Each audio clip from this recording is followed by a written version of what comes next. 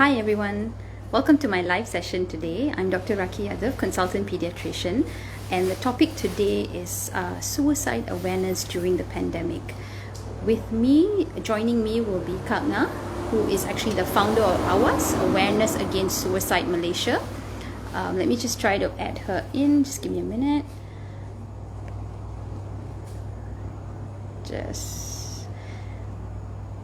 Alright. Okay, so while we're waiting for Kak Ngah to join us, there. Kak Ngah, can you just put in the request? Hi. Hello, good evening, Hello. Dr. Rakhi. Good evening. Yes, hi Kak Ngah. Hi, So it's been such a long time since I've met you. I know, Thank you so much for joining me live. Dah lama dah tak jumpa. I know. Thank you so much for inviting. I'm really honored. Good to see you. It's been Thank you. it's been too long, Yes. decades. Too Yeah, long, too long. decades. We won't mention the years. Nanti orang kira umur pula. Okay, So Kak Ngah is a very dear friend of mine, very old friend of mine as well. And she's actually the founder of AWAS, Awareness Against Suicide Malaysia. She's also a chairperson of Zuriatcare. She's that's also right. a member of MIASA, which is Mental Illness Awareness Support Association. And That's right. she's got her bachelor's in science in psychology from United States in 2004. You also have masters in developmental studies as well as cultural change. That's very interesting, from Sydney, Australia in 2009. So she's very well equipped to talk about all this. And she's been a founder for many years, and I've known her for many years as well. So welcome, Kak Ngah. Would you like to tell us a little bit about yourself?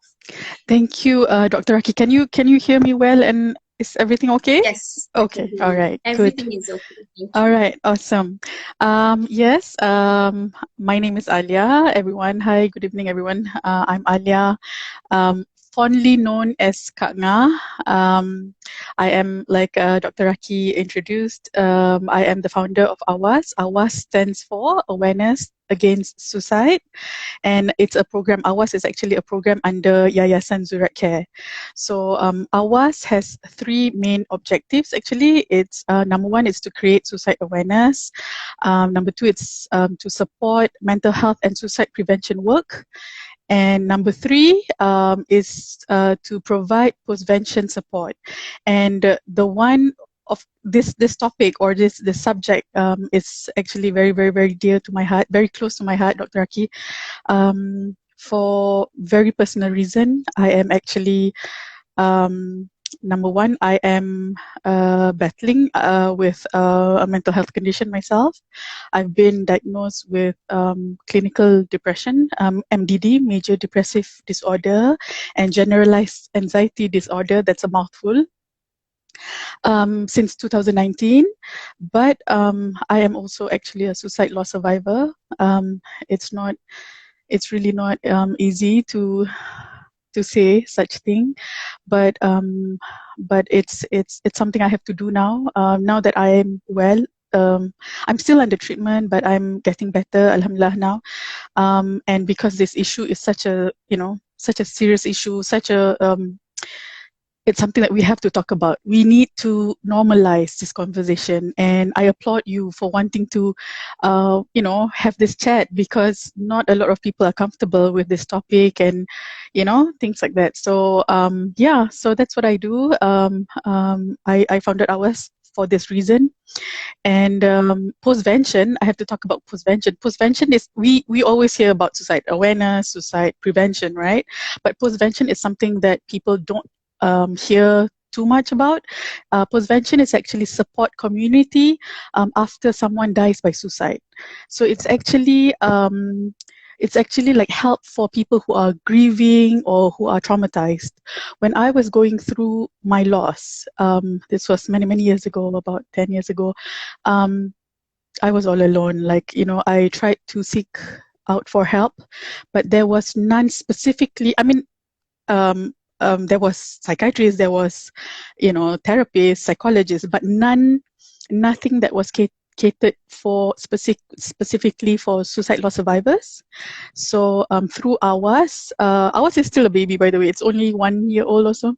So through AWAS, I started this support group, peer support group, for suicide loss survivors, in order to help support because the subject is so stigmatized that people are afraid to reach out for help and talk about it. And but like you said in your caption, right? Like, emotions need to be processed. Like anything traumatic or any big emotions, we all need to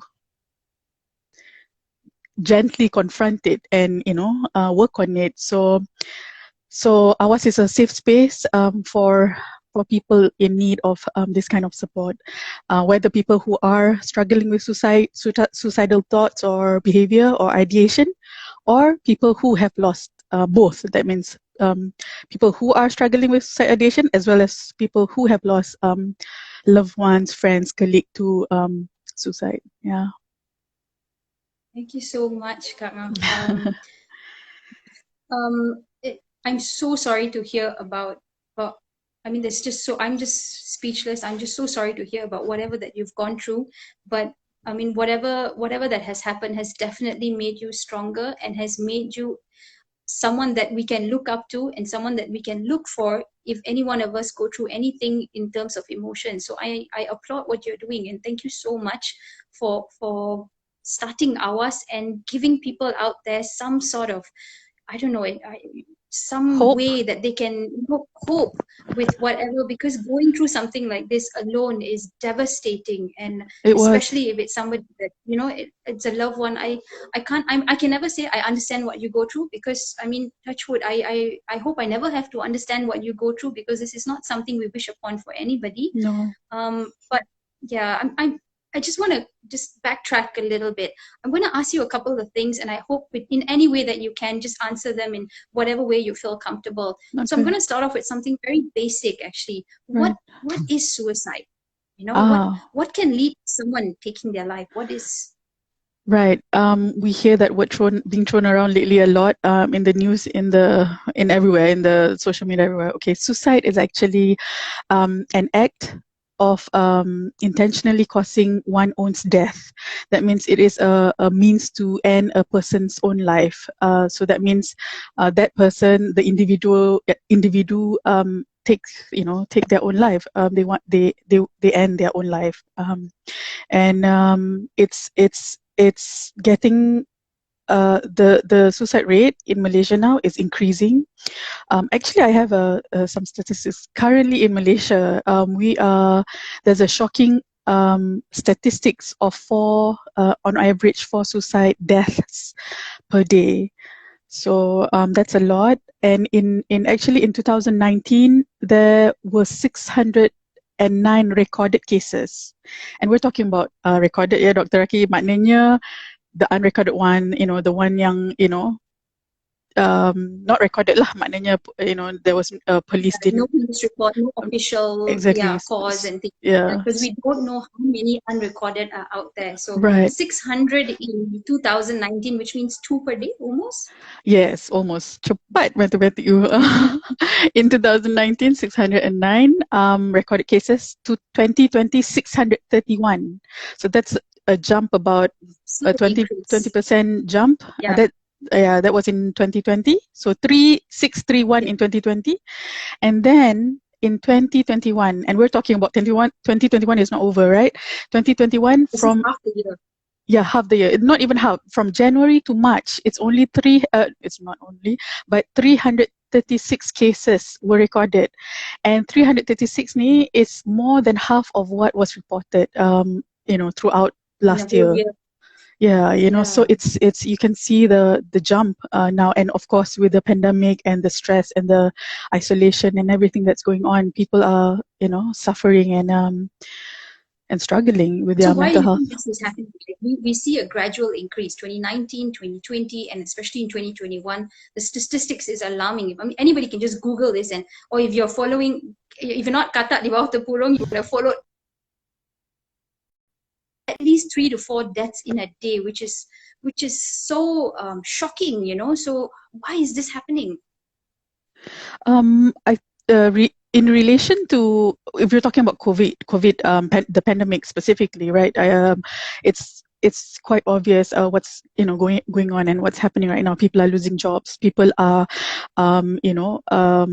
their business are shut down after so many years of running that business. It's no longer running, and isolation. People are isolated from their families, their support network, and support network.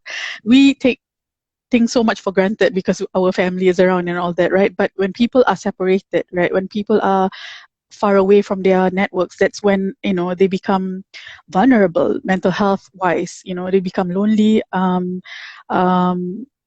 stressed out, and feel like they're struggling alone. And that's COVID per se.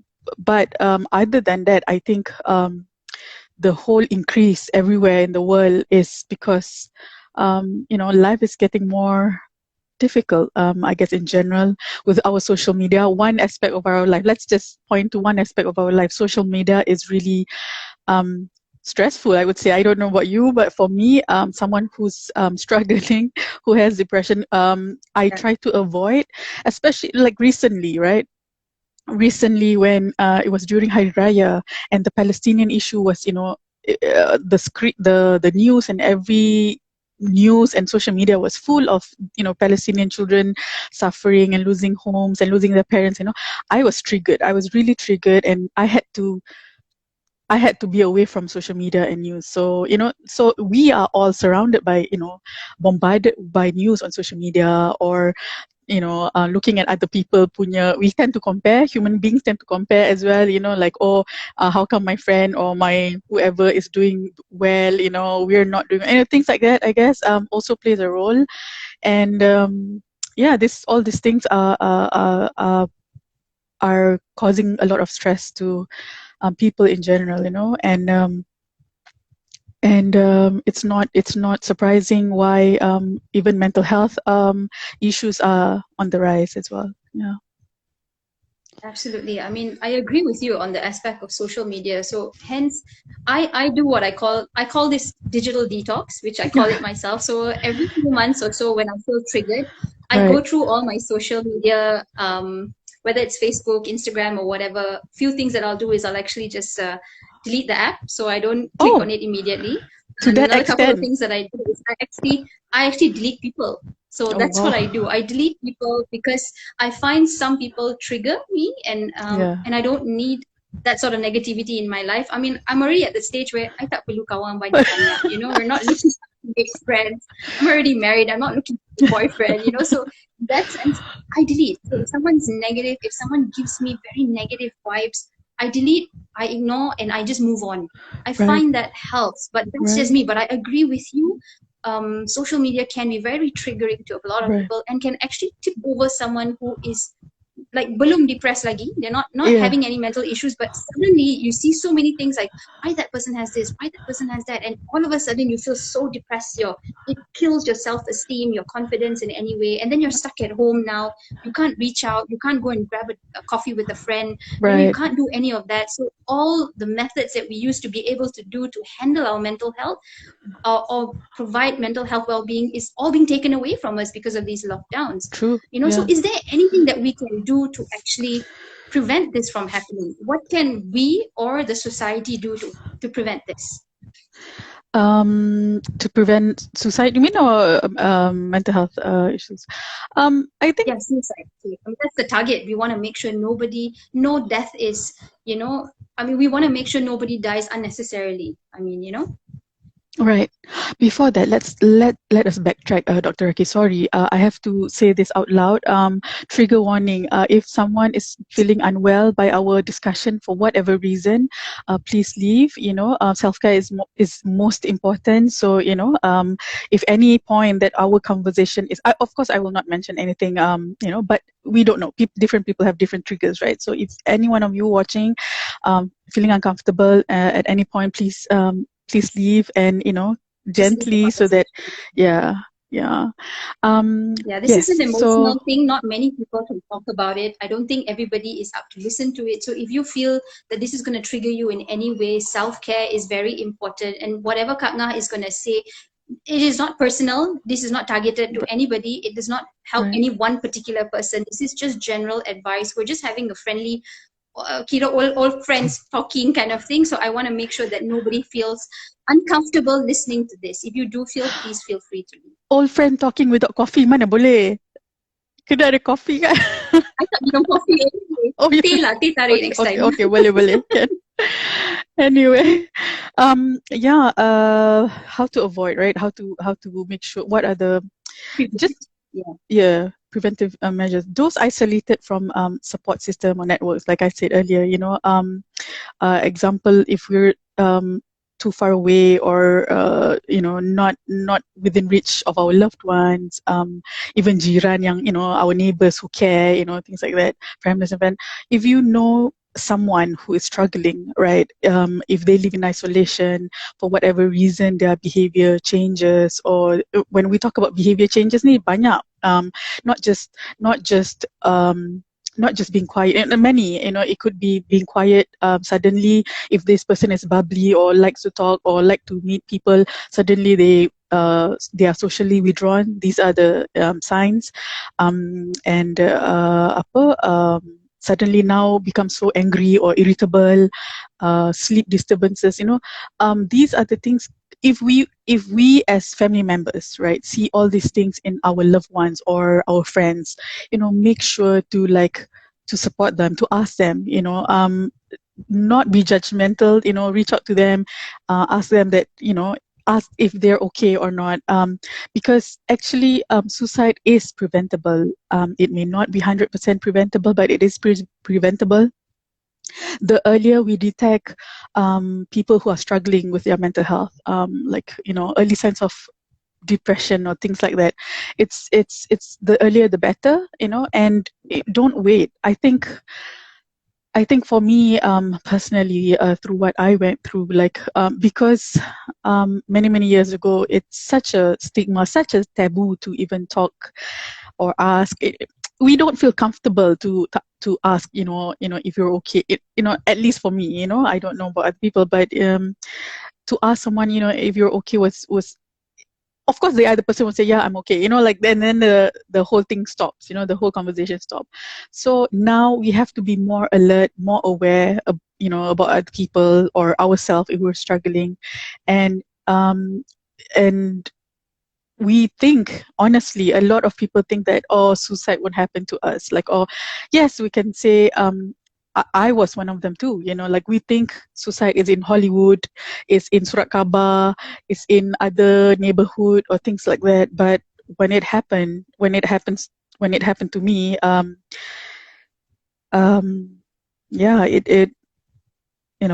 was devastating, and it was hard to accept. But suicide is real. Mental health struggle is real, and please take it seriously. Do not dismiss other people who are struggling, especially the older generation. I feel, I don't know, I may be biased, but I am biased.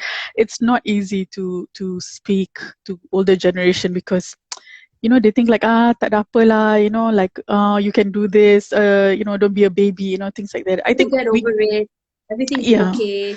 Yes. But that's And also we, the culture of men don't cry, boys don't cry, things like that. It's very dangerous, kan? I feel, especially kita, these are the things that we tell,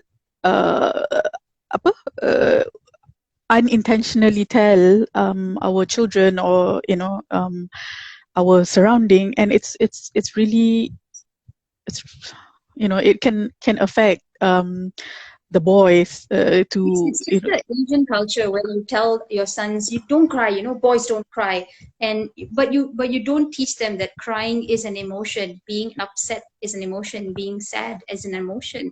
And you don't allow your boys from young to go through these emotions, that at some point in life, when they grow bigger, or even young youths, they don't know how to handle this emotion. Like, I'm not allowed to cry because I'm a boy. I'm not allowed to feel sad. So all I can do is be angry, maybe, so they're confused with their emotions. And we've indoctrinated it in our minds that you're not allowed to feel certain ways. In our culture, in Asian culture, you're not allowed to feel this way. True. If that happens, damn, keep quiet and just sit in your room. Don't tell anybody. Hey, don't tell anybody. So like you said, it was such a huge stigma that you can't talk to anybody about it. You can't say anything to you, even your friends, your family, whoever, because you're supposed to just keep quiet about it. Yeah. You know, but there's so much of emotion that builds up as this happens, and you need to talk to someone about it. So I think you definitely. So I'm actually very happy that you got aware. AWAS started up, because at least there's some sort of support for people out there. So let me just recap again what you said. So for society and for family, what we can do is look out for red flags. If you find someone who was previously cheerful and bubbly, suddenly keep quiet, you know, that's something you got to look out for. If you have a friend who's suddenly reaching out to you a bit for connection in some way, I mean, connect with them. Maybe they're trying to tell you that, hey, I'm not so good, you know, that I'm okay lah. You know, that's a standard answer for everybody, but we've got to read between the lines. I'm okay lah doesn't mean I'm okay, you know. Right. So if you have a friend that you feel is changing, you have family that you feel is changing in any way, or like in my case, kids, you know, if you have children that you see who are, especially with the whole lockdown, online classes and all, if you see your child doing anything that is out of the ordinary, please reach out to them, because children don't know how to process their emotions. They're not taught about emotions from young. And I strongly feel that every parent out there, I have actually a few books on emotions. So each book has emotion. So happy, it talks about everything being happy. Sad, it explains everything about what being sad is. For children? I read this book to for my kids, for children, specifically for children. It's called The Emotions, you know. So, and each book, it's a very quick, maybe 10 pages book or something like that, that teaches them what happiness is, what sadness is, what angry is, what scared is, you know, what jealous is, you know, all these emotions. And I make sure my kids know all these emotions, so that if at any time I ask them, why are you crying? What's going on? I know what is happening. So you're able to communicate with your children. With adults is different. You expect them to know these emotions, you know. I have to interfere right there, because you know, like adults okay, children as we know, children have limited vocabularies, right? So it's really hard for them to express themselves. Adults when they are traumatized or when they are depressed, you know, they just don't function the way they normally do. So language or vocabularies are limited, and they cannot express themselves as much, you know. So true, we should teach our children all this, you know, emotions, and encourage them to process and to feel their emotions, kan? I mean, our Asian society ni macam bottle up everything, and then to one point we explode. And that's exactly what happened to me when I went through the loss. I was pretending that I was okay. You know, I opened up a cafe. I was running my life like I was okay. But deep down inside, you know I was disturbed, emotionally, psychologically. But to a point, when another grief hits, that's when it exploded, and it became, not only I was depressed, but I became like anxious, like I couldn't breathe. You know, I had panic attacks, and I was driving. I remember I was driving to Seremban at one point. I had to pull over. I had to calm myself down, and I didn't know what was going on. I was sweating and scared and couldn't breathe, and you know. But don't wait. The point is, don't wait until, you know, it becomes so bad. You know, the moment you see changes, all these changes in behavior, or you know, attitude, or sleep, or appetite, kan macam, you know, there's no harm in just, you know, go to the whatever doctor or counselor, whatever, reach out. Talk to someone, talk to anybody, you know. But of course, don't look for the friend that says, yeah, everything's gonna be okay. You know, there are friends of yours that everybody has these friends, you know, everything okay, you know. But you will have a few friends that will listen and will give you practical, or maybe just will listen to you. Sometimes you just want someone to listen to, you know. So absolutely, you just want someone. You don't want someone to tell you what to do. You know what you're supposed to do sometimes, and you just want someone to listen. So sometimes, you know, reaching out to the wrong people also can tip you over to the wrong side. And but what you said is true. Reach out early, and if you find yourself stuck in any way, reach out to someone that can help you out. You know, so what support system does AWAS have? How do people reach out through AWAS? Okay, we're on Instagram, and we are on Instagram and Facebook. You can contact us at 010-2344-808. There's a number in our Instagram there, but it's a care line that we respond to texts. We don't answer calls. So just a disclaimer: this is not it's not a hotline. It's not like Befrienders. Befrienders is 24 hours. You know, you can call, but we find the texting is more. It's appealing to some people who find it intimidating to call and to speak, you know. So, but if you are in crisis, make sure that if you are in crisis, do not wait for somebody, you know, to respond, or to the, even, I'm talking about general, you know, even Befrienders, MIASA, whatever NGO, whatever talian kasih, don't wait for somebody to respond. Or, you know, if you're in crisis, you know, go straight to the emergency department and reach out for help. But if you want someone to talk to, you know, bounce ideas, someone to validate your emotions, you know, you're feeling down, you're feeling lonely, you know, that's when you should reach out for this, you know, hotlines, care lines, text someone, you know, text AWAS, that's fine. And even some people reach out to, we also do, let's say someone is struggling with their mental health and they want they want someone to accompany them to a doctor, let's say, and they feel like they do not want to tell their parents or do not want to tell their family, you know, but they don't want to go alone. We provide that service. We accompany them, and unfortunately, now is the, you know, the lockdown, but yeah, but we would we would sometimes you accompany need them. a companion who doesn't judge you as well. You know, you just want someone to just follow along with you, give you companionship, and not say, "Hey, why you dress like that? Why you talk like that? Hey, you suicide? Don't die lah." You know, you don't want someone to give you that sort of triggers. You know, you don't want someone. So it's fantastic that you have this companionship. And that number that you mentioned, is that a 24-hour number or is it a certain time period? It is. It's a text number. Like you don't. So 24 hours you can text. Yeah, 24 hours. We will respond within 24 hours. Okay, within 24, right. Yeah, usually it's less than 24 hours. It's usually within minutes, but you know, that's the grace period. Yeah. Yeah. Disclaimer line, just in case, you know, but make sure I will tag that number on the post, on the IGTV post after this, for anybody who feels they want to reach out or anything like that. And I will also tag AWAS on the post as well.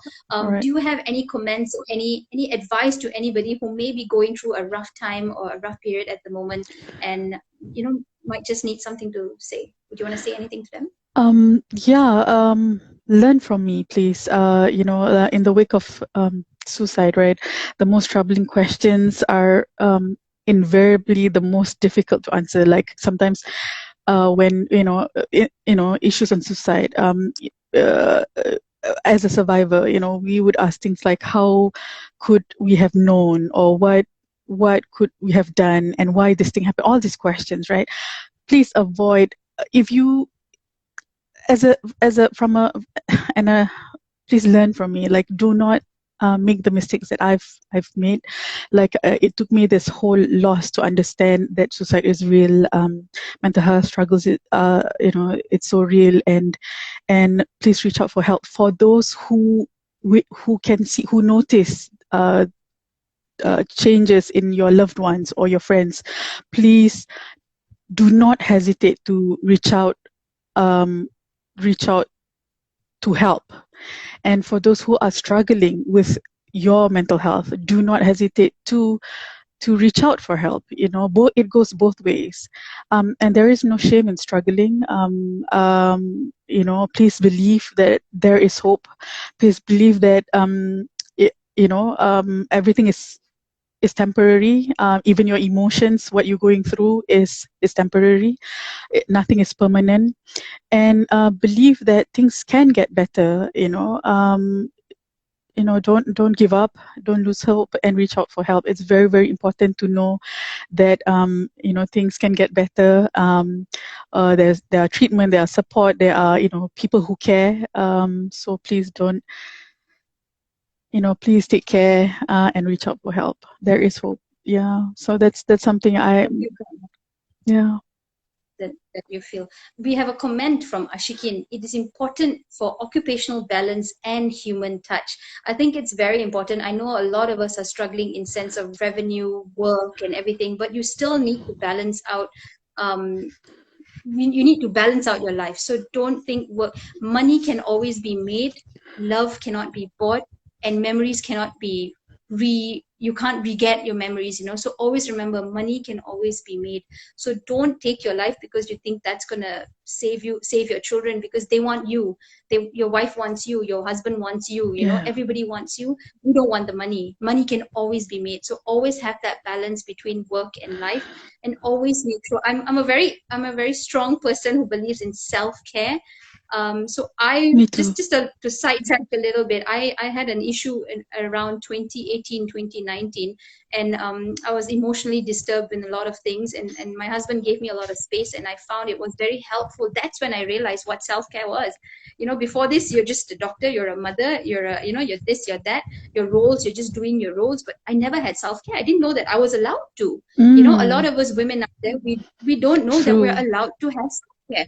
We're allowed to just go out with your friend, have a coffee, and come back home and not feel guilty about it. A Right. lot of mothers go through a lot of their motherhood thinking that if I leave my child, I'm a horrible mother. Right. But Right. and I was one of those moms until I nearly broke down, and that's when I realized that I need self-care. And so I'm a strong believer in self-care, whatever that may be, whether it's a bubble bath, whether True. it's just a drive around the taman, Yeah. whether it's just 5 minutes of silence. You know, Or you do sleep. what you need to do, or sleep. Just Yeah, sleep. absolutely. There are Yeah. days where I'm just gonna sleep. Yeah, absolutely. You know, so do Yeah. what you need to do to Yeah. make sure you take care of your health, because you can only take care of others when you are fit and healthy yourself. True. You know, I mean, it's very difficult for you to take care of someone else when you have an empty bucket of love in you. You know, so it's Right. very important for me. I Right. feel self-care is very important. And reach out to Kak Ngah, reach out to AWAS. And if there's anywhere else that you feel that you want to speak to or whatever, please look them up. Befrienders is one of them. Right. There are a lot of people that are passing around numbers at the moment. Right. So I won't need to repeat all those numbers, but know that there is always someone somewhere out there for you to speak to. Right. So And reach out in please, any way. to echo Dr. Rakhi, right? It's very dangerous the moment you feel like, oh, there's no point of me, I'm better off dying, my children are better off without me.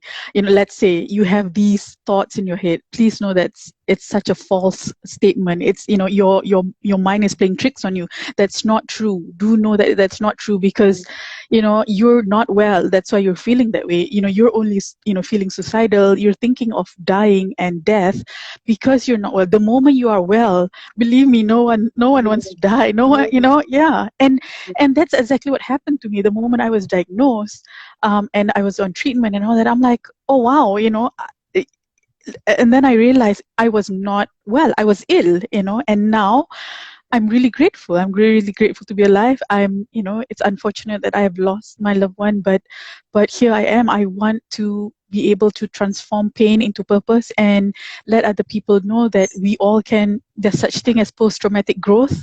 We all, despite whatever, I don't know. We don't know what your struggles are. We don't know what you're going through, and there is no one magic pill to give. We don't have the solutions. Sometimes people walk in therapy thinking, or taking whatever antidepressants, thinking that it's just the magic pill that will dissolve everything. But no, like, things have to be worked on, and sometimes we need time to process things and work on things, but life is beautiful if we hang on and keep working on it and striving, and yeah, please don't lose hope. Yeah. Yeah. Appreciate the small things. I mean, we're all stuck in our lockdowns, all Right. stuck at home. The white flag is out if anybody needs to. There's so many Right. people willing to help. Malaysians are resilient. I'm going to say this once again. We will come out of this stronger than ever. So hang in there, especially to the Selangorians today. It's even more depressing. I'm just, if you 9,000. feel triggered by that, also, jangan tengok numbers. If you feel triggered by that, don't look at the numbers. This is not something that you need to see, because they're just it might just tip you in the wrong ways. Just go grab a cup of coffee. I keep saying coffee even though I don't drink coffee. Just grab a drink. It's what people say. Whatever that you want. Yeah, it's what people say. But just do what you need to do. Don't look at the numbers if you don't. Delete groups. There were a lot of WhatsApp groups that just forward a lot of things, and what I do is I don't auto download, so I don't have to see the image. So unless I want to see the image, then only I unblock it. So I do that, and it helps my sanity. So I hope that in some way, whatever we have discussed today helps someone out there stuck in any way, and there is always someone to